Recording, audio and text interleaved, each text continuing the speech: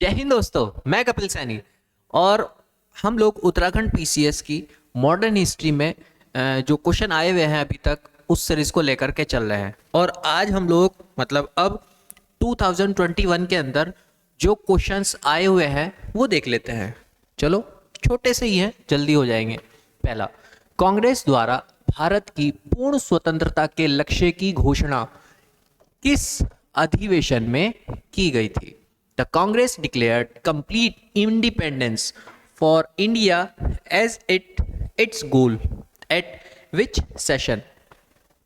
बहुत इंपॉर्टेंट और सबसे ज़्यादा इंपॉर्टेंट है, लाहौर सेशन 1929। लाहौर अधिवेशन में पंडित जवाहरलाल नेहरू जी को अध्यक्ष बनाया गया। एक्चुअली यहाँ पर ये कंप्लीट इंडिपेंडेंस की जो बात कही गई थी, ये बहुत सारी पीछे साइमन कमीशन वगैरह और बहुत सारे पीछे घटनाएं हो चुकी थी। तो हम लोगों ने अपनी डिमांड्स मांगी, बट हमारे सामने वो डिमांड्स फुलफिल नहीं की गई। तो उसी का ही एक नतीजा हुआ कि यहाँ पर हम लोगों ने कंप्लीट इंडिपेंडेंस की बात कही और बोला कि next year means 1930, next year का पहला जो महीना होगा, पहला महीना मतलब जनवरी, उसका जो लास्ट संडे होगा, और लास्ट संडे था मतलब 26 तारीख को, उस दिन हम लोग कंप्लीट इंडिपेंडेंस डे मनाएंगे भाई। मतलब 26 जनवरी 1930 को हम कंप्लीट इंडिपेंडेंस मनाएंगे। यहां से ये लक्ष्य रखा था और इसी दिन की याद के लिए हम लोग अपना इंडियन कॉन्स्टिट्यूशन भी आगे जाकर के 26 तारीख को ही इम्प्लीमेंट करेंगे। भले ही वो नवंबर में बनके तैयार हुआ, बट 26 तारीख का दिन हम लोगों ने उस दिन की याद के लिए ही तैयार मतलब रखा था। तो 1929 इसका करेक्ट आंसर है। लाहौर में ये सेशन हुआ था, रावी नदी के किनारे। नेक्स्ट क्वेश्चन, निम्नलिखित में से कौन कैबिनेट मिशन का सदस्य नहीं था? Who among the following was not a member of cabinet mission? तो कैबिनेट मिशन में सर लॉरेंस पेंथिक ये भी थे। सर जॉन साइमन 1927 में, 1927 में, इसका मतलब 1927 तो हमारे आंसर में दूर दूर तक नजर नहीं आ रहा।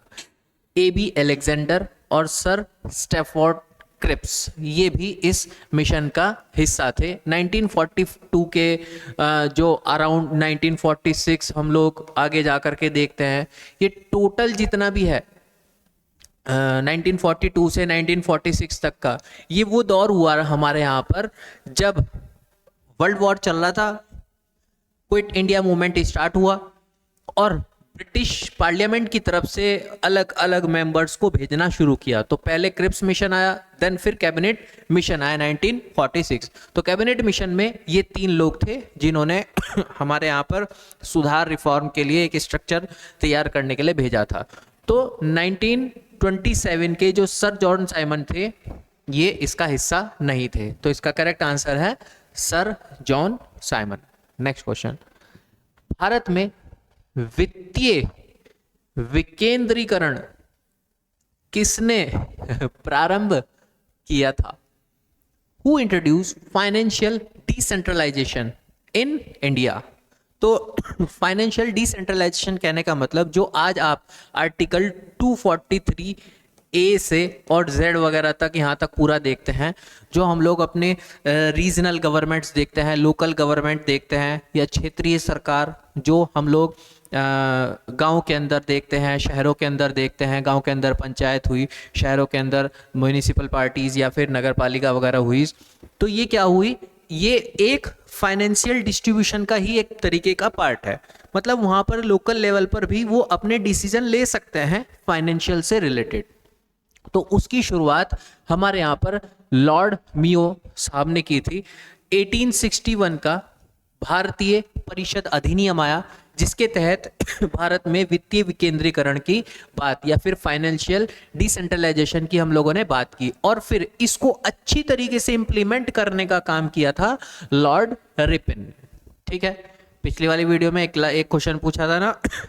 ठीक है, एक और, जो लॉर्ड डलहौजी हैं इनका टेन्योर क्या है, कार्यकाल क्या है? बताना मुझे आप। नेक्स्ट क्वेश्चन, गंगाराम तथा हीमदेव नामक दो भाई किस आंदोलन के दौरान शहीद हुए थे? During which movement the two brother Gangaram and Himdev were martyred? तो नमक सत्याग्रह नहीं, डोला पालकी नहीं, कुली बेगार नहीं, भारत छोड़ो 1942 में भारत छोड़ो आंदोलन स्टार्ट हुआ था, जिसकी छीटे या जिसके प्रमाण हम लोगों को भारत के लगभग हर एक स्टेट के अंदर देखने को मिलते हैं। तो अल्मोड़ा में बहुत बड़ा डिस्टर्बेंस क्रिएट हुआ था। इधर से जो ब्रिटिशर्स थे, ब्रिटिशर आर्मी ने गोलियां चलाई, हमारे हाथ में तो गोलियां नहीं थी, हमारे पास पत्थर थे, हमने पत्थर बजाए उनको, उन्होंने गोलियां बजाई। तो उस मुठभेड़ का एक बहुत बड़े व्यापक स्तर पर प्रभाव पड़ा था, जिसमें बहुत से लोग यहाँ पर शहीद हुए थे, और उनमें ये दो भाई भी थे, खीमदेव और गंगाराम। तो ये उत्तराखंड की हिस्ट्री से कोरिलेट किया है नेशनल हिस्ट्री को।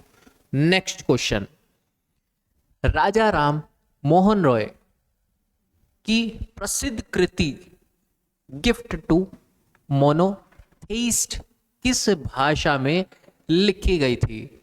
इन which language the famous work of Raja Ram Mohan Roy gift to monotheist was written? Famous work नहीं, फेमस बुक है ये, ठीक है।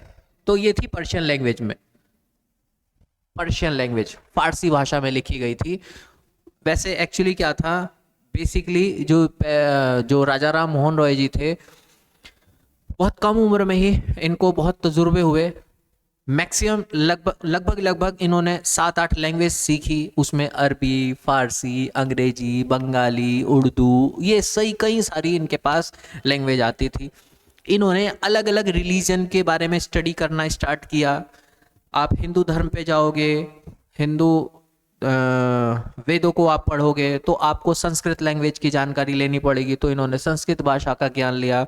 आपको अगर बाइबल पढ़नी है तो आपको हिब्रू भाषा का ज्ञान लेना पड़ेगा। मतलब अलग अलग धर्म ग्रंथों को पढ़ने के लिए, स्टडी करने के लिए अलग अलग लैंग्वेज को इन्होंने पढ़ना स्टार्ट किया। फिर इन्होंने एक पर्शियन लैंग्वेज में ये एक बुक भी लिखी थी, ठीक है। तो ये छोटा सा कॉमन सेंस की बात थी।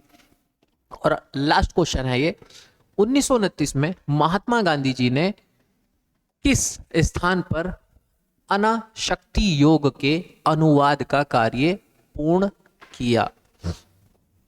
भाई ये वाला जो क्वेश्चन है ना, ये उत्तराखंड की हिस्ट्री से ही है, और यहाँ पे उत्तराखंड की हिस्ट्री अगर कोई पढ़ता है तो बड़ी कॉमन सेंस की बात है, कौशानी इसका करेक्ट आंसर है। ये ऑलमोस्ट सबने पढ़ रखा है, तो ये एक तरीके से छोटे बच्चों वाला क्वेश्चन हो गया, ठीक है।